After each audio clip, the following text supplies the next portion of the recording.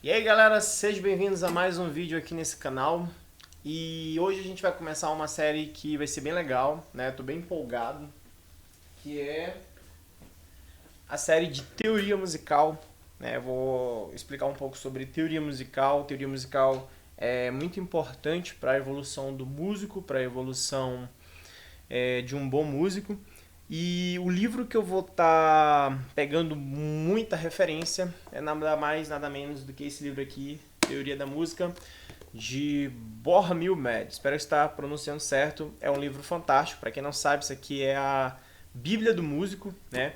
Aqui tem um conteúdo muito denso de teoria musical, bem detalhado, bem bacana. E eu tô lendo ele e tô querendo trazer pro canal, né? Vai ser tipo um clube do livro. Olha só que legal. Fazer um quadro aqui no canal que vai ser Clube do Livro da Música. Eu vou poder trazer vários livros de música, né, que eu leio, que eu estudo, né? Tá pensando que músico é só tocar o dia inteiro? Quem dera. Você tem que ler, você tem que estudar, você tem que se informar também, né? É importante. Então eu vou estar trazendo aqui pro canal um pouco desse livro, um pouco de teoria musical, vai ser bem legal.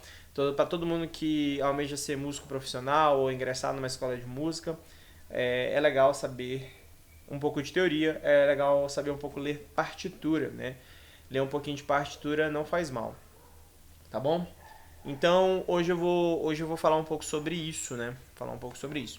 Antes de mais nada, se você ainda não é inscrito aqui no canal, se inscreva, você vai estar me ajudando muito. O conteúdo que eu vou estar colocando aqui vai ser massa, né? Um conteúdo de graça, vai ser muito legal, vai ser bem bacana. E a única coisa que eu te peço é a curtida e a sua inscrição para fazer esse meu canal aqui crescer, tá bom? Então, vamos para a nossa aula de hoje.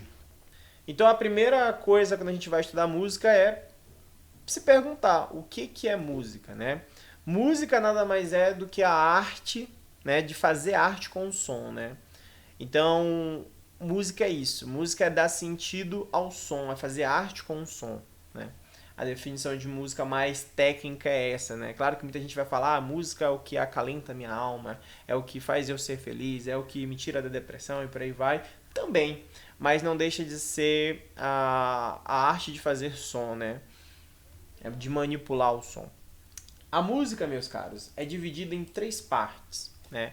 Quando a gente vai estudar música, a gente aprende que a música é dividida em três partes: melodia, harmonia e ritmo. E o que é cada um deles? A melodia nada mais é do que notas musicais tocadas uma atrás da outra, né? Quando você escuta, por exemplo, uma flauta é um instrumento muito melódico. Quando você vê um solo de guitarra, você também vai ver que o solo da guitarra também é bem melódico, né? E tem solos bem melódicos mesmo. E a harmonia? A harmonia já é o oposto. A harmonia são notas tocadas ao mesmo tempo. Então é tocado às vezes, sei lá, um dó, um mi e um sol ao mesmo tempo, né? E aí você vai ver que forma um acorde de dó maior. Então são notas tocadas ao mesmo tempo, é harmonia. Tudo que você fala de harmonia, você está falando de notas tocadas ao mesmo tempo. Então instrumentos que tocam notas ao mesmo tempo, o violão, a guitarra, o contrabaixo também toca, também faz acordes, embora o baixo a maioria das vezes seja bem melódico, mas ele toca acordes também. E são instrumentos mais harmônicos, né, digamos assim. Um teclado também é um instrumento harmônico e também pode ser melódico também. E a gente também tem o ritmo. O que é o ritmo? O ritmo é o quanto que a nota vai durar, né? O quanto que essa nota vai durar. Então a gente tem instrumentos rítmicos como a bateria, o pandeiro, a zabumba, né? E por aí vai. São instrumentos percussivos, né? A maioria dos instrumentos percussivos são instrumentos rítmicos também. Então a música ela é dividida nessas três partes e elas são divididas em três partes, mas que se completa em uma só, né? O músico, um bom músico, ele precisa dominar esses três partes da música: a melodia, a harmonia e o ritmo. Um bom músico, ao meu ver, é um músico que ele domina essas três. Ele domina a melodia, ele domina a harmonia e ele domina o ritmo também. A gente não pode estudar uma e ignorar a outra, né? A gente precisa estudar as três juntas, né? Um bom músico, um profissional da música, ele precisa andar com essas três lado a lado. Apesar do instrumento dele às vezes ser um instrumento muito melódico, como eu citei, da flauta, do trompete, por aí vai, ele precisa conhecer também um pouco de harmonia. Até porque a melodia, ela anda junto com a harmonia, né? E isso é muito importante ser dito, beleza? Dito isso, né? Como eu falei, música é a arte de brincar com o som, né? A arte de manipular o som e fazer uma coisa bem legal, bem artística.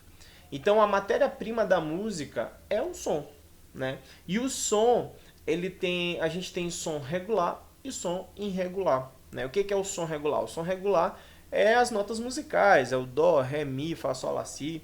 São as notas musicais, as notas que a gente pega e faz música com isso. E o som irregular? O som irregular é a batida de uma bateria, né? Embora saia uma nota musical de zoada, de ruído, na maioria das vezes, ainda assim é classificado como um som irregular, que é um som que você vê que não é uma nota musical, entendeu? Então, quando você cai da escada, faz uma zoada, é um som irregular, entendeu? Então, é classificado como um som irregular. Beleza? Quem tem ouvido absoluto, né, consegue sempre ouvir notas musicais. Mas para nós meros mortais que temos ouvidos relativos, é apenas um som irregular, né? Um som de zoada, no caso. E aí o som, ele é dividido também em algumas partes que é interessante a gente estudar também. O som, ele é dividido em altura, ele é uma das principais características do som, é a altura. E ao contrário do que muita gente pensa, a gente pensa que a altura é volume, e volume é altura. Mas não, altura e volume não é a mesma coisa. Quando a gente fala de altura, né, como uma característica do som, a gente está falando de grave, médio e agudo, entendeu? Quando a gente fala que a altura está muito alta, a gente está falando de agudo. Quando a altura está muito baixa, a gente está falando de grave. É bem louco isso, né? Mas não é a mesma coisa volume e altura. E uma coisa que é legal a gente já ir associando, que ao meu ver isso é muito importante, é que a altura, quando a gente fala de altura, a gente também fala de frequência. Grave, médio, agudo, a gente está falando de frequência, a gente está falando de hertz.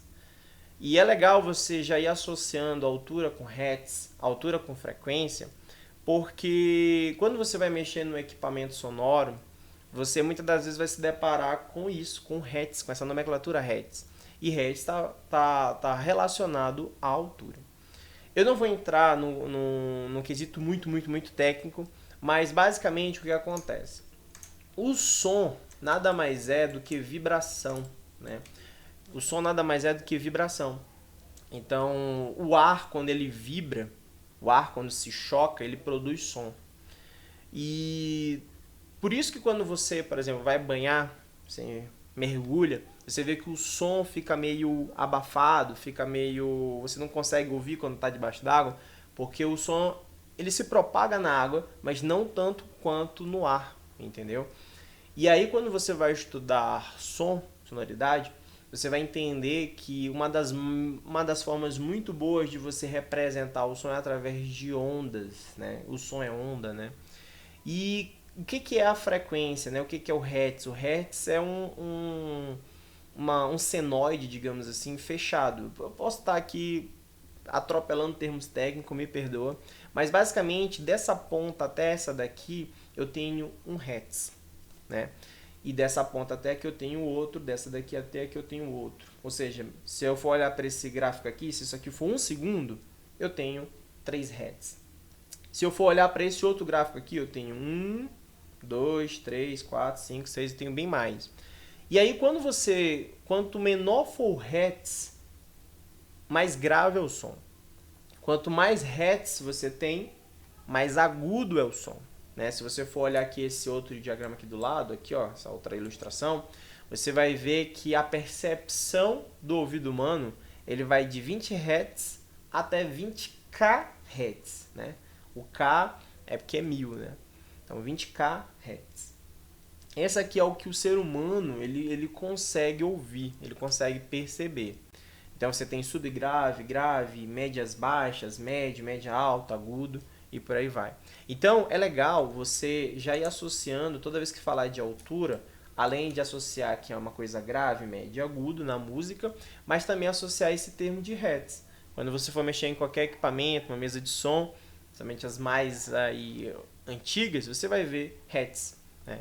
Já vi até pedais também que você utiliza na nomenclatura de hertz também, tá bom? Então é legal associar, eu acho isso uma coisa bem legal, do que só falar é grave, médio e agudo. Mas essa nomenclatura hertz é interessante associar, entendeu? Fica mais fácil quando você vai estudar outras coisas, tá bom? Um outro parâmetro do som é a intensidade. Agora sim, a gente está falando de volume.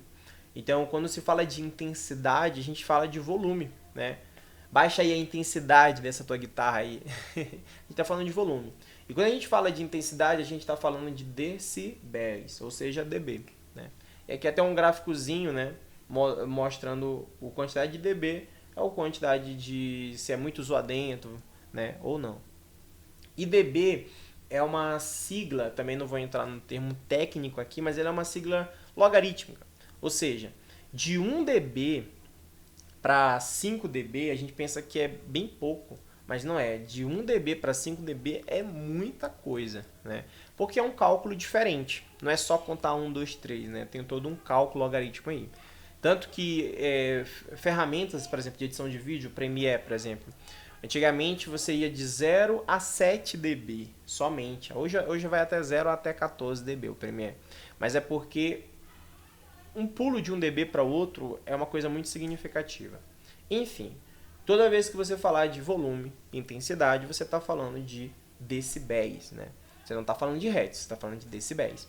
E eu botei amplitude porque quando se fala também de volume, você fala que essa onda o pico da onda ela vai aumentar, ela vai esticar, né?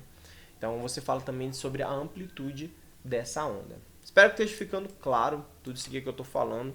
Mas isso aqui, esses dois são parâmetros do som e tem mais dois ainda, né? Os outros dois parâmetros do som é a duração e o timbre. A duração, como o nome já fala, é o quanto esse som vai durar. O som ele não é infinito, né? Você, por exemplo, bate uma palma. Ela teve um início, um desenvolvimento e um final desse som. O som acabou, teve uma duração. Então a duração também faz parte de uma característica do som, né? É o tempo e a duração do som. E o timbre, o que é o timbre? Assim, para colocar de um jeito simples, o timbre é o que diferencia um instrumento do outro. Por exemplo, um violão ele pode tocar a nota dó e a guitarra pode tocar exatamente esse dó. Mas ainda assim você vai perceber que um foi tocado no violão e outro foi tocado na guitarra. Por quê? Porque tem timbres diferentes. Se um trompete tocar um dó e a flauta tocar esse mesmo dó, você vai diferenciar que um é um trompete, o outro é a flauta, né?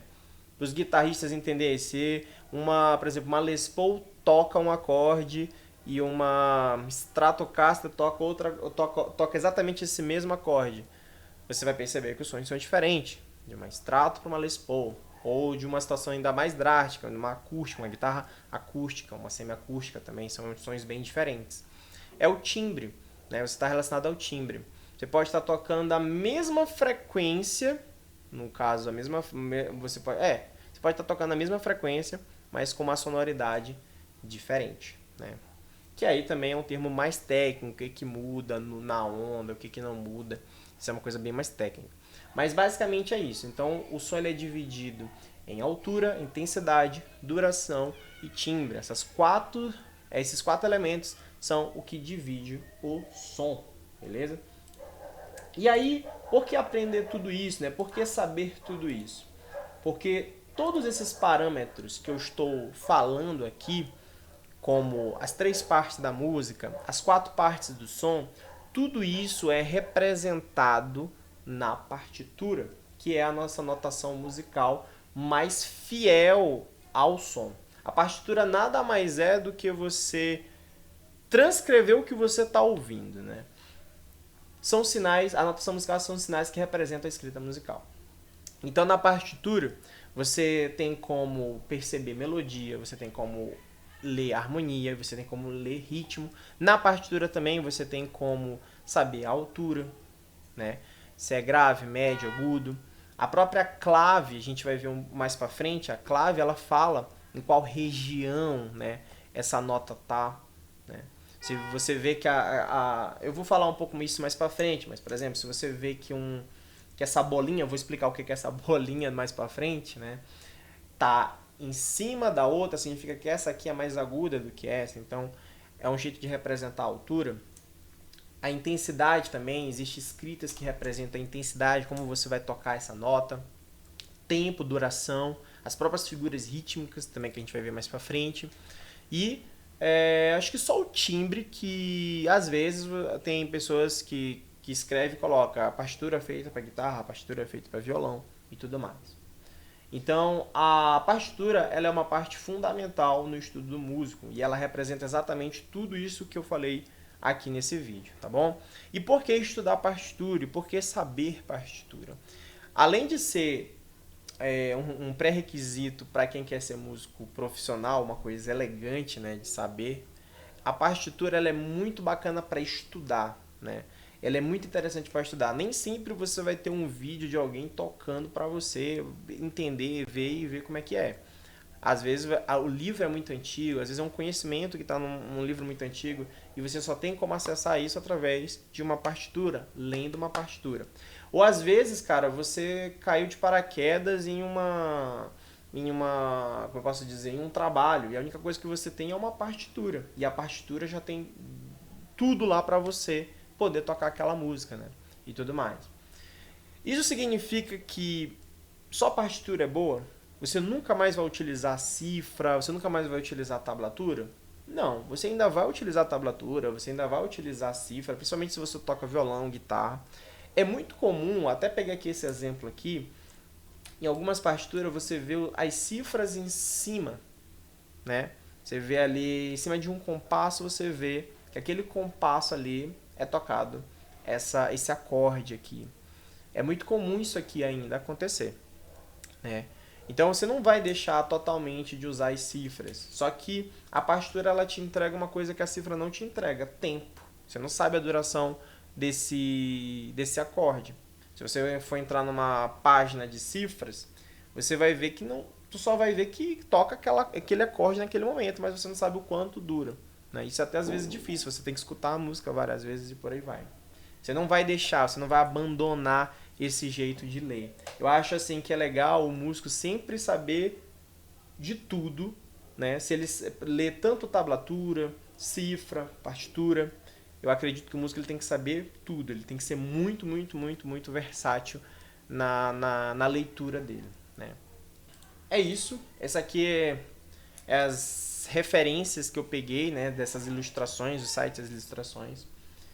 Galera, eu vou fazer mais vídeos falando sobre teoria, não vou falar tudo em um vídeo só, senão vai ficar muito denso. Eu estou tentando simplificar bastante para a gente poder absorver isso da melhor forma possível, né?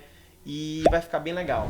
Então, se você ainda não é inscrito nesse canal, se inscreva, ajuda muito, dá essa força e tudo mais, beleza? E é isso, galera, um forte abraço e até a próxima.